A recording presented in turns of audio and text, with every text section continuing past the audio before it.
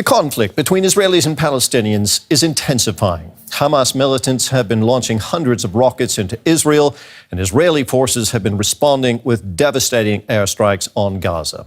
The escalating tensions are also spilling over into street violence in several Israeli cities, home to both Arabs and Jews.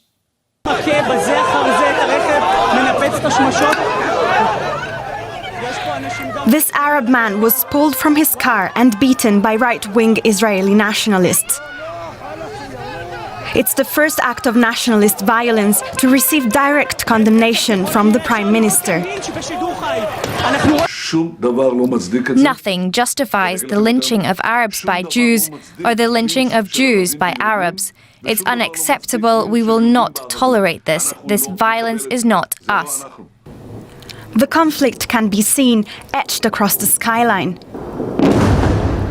Hamas unleashed a stream of rocket fire towards Israel in retaliation for the destruction of a building in Gaza by Israel. These are the most intense hostilities that the country has seen in 7 years. It is particularly bad in mixed Jewish Arab towns, with relentless rocket fire and rioting. The Palestinians' message to Israel and the Jewish settlers is loud and clear. I address my words specifically to America and to Israel. Enough is enough. Leave us. We will remain thorns in your eyes. We will not leave our homeland. We will not leave our country. The US maintained its support for Israel in its call for peace on Wednesday. My expectation and hope is that this will be closing down sooner than later. But Israel has a right to defend itself when you have thousands of rockets flying into your territory. Israel's defense was to target the Hamas militants. They say many senior commanders have been killed. But the attacks have also claimed the lives of Palestinian civilians. Neither side is showing any sign of backing down, prompting the United Nations to warn of full-scale civil war. We'll speak now to Lynn Hastings. She's Deputy Special Coordinator for the Middle East Peace Process and United Nations Resident Coordinator for the occupied Palestinian territory. She joins us from Jerusalem. Thanks for being with us, Ms. Hastings. First of all, give us your assessment of the situation there right now. Thanks, Terry. Generally speaking, I think most of the videos have spoken for that very question, but the situation is very alarming. And I use that word purposefully because it is something that the world needs to be paying attention to finally, that the situation here is going in the wrong direction. This latest escalation shows the depth of the problems between the Palestinians and the Israelis. Your office at the UN has warned that this conflict could turn into all-out war. What would that look like? Well, that's a good question. Obviously, the situation right now, some could call it to be all-out war. What we are concerned about, in addition to the situation in Gaza, is the spillover, as your reporter has described, into Israel. We're seeing clashes all over Israel, and we are concerned about the regional impact as well. What are you and your other colleagues at the UN doing to stop this fighting? Because many people do look to the UN to broker a peace. Sure, of course. Just first and foremost, in terms of what the UN is doing, we are, of course, continuing to provide humanitarian assistance on the ground.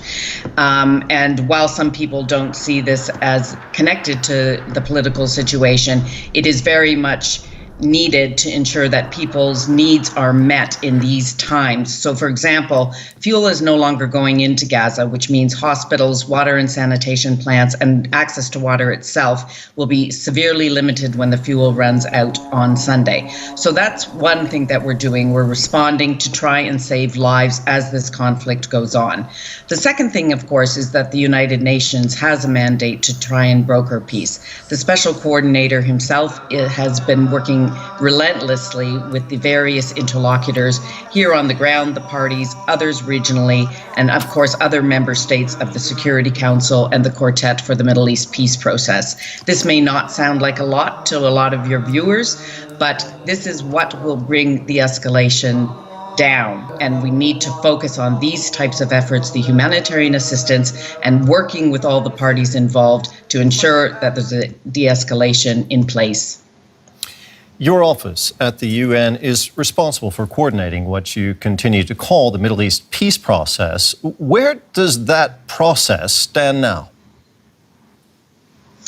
Currently, it is not proceeding, which I think is very obvious by what your viewers have seen and what we're describing here with rockets flying everywhere. And that's, again, why we need this escalation to stop so we can get people back to the table. We're briefing the Security Council member states who obviously have a lot of influence on where this is going. So as it stands now, that's what we're doing. We're working with all those who can influence the situation and bring this violence to a stop. What message do you have to the parties in this conflagration? Well, again, obviously, stop the fighting. It's civilians who are suffering. As I said, no access to water, sanitation, electricity, healthcare is already suffering because of the COVID pandemic. So that's the first thing. There obviously needs to be a de-escalation. The second thing is we need humanitarian access into and out of Gaza. Our staff needs to be able to get in and out, and we need to be able to bring goods in.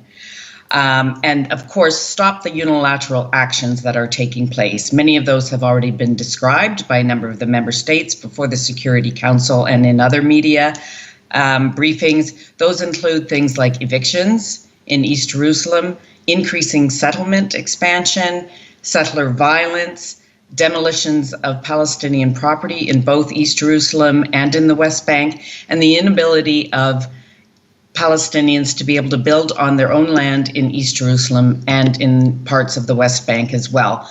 Those actions do not serve a peace process at all, and they need to stop, as do, of course, rockets from Gaza and other violence throughout the Palestinian territory. And now, as I said before, we're seeing in Israel. Okay. Ms. Hastings, thank you very much for your time today. That was Lynn Hastings, Deputy Special Coordinator for the Middle East Peace Process at the UN. Thank you, Terry.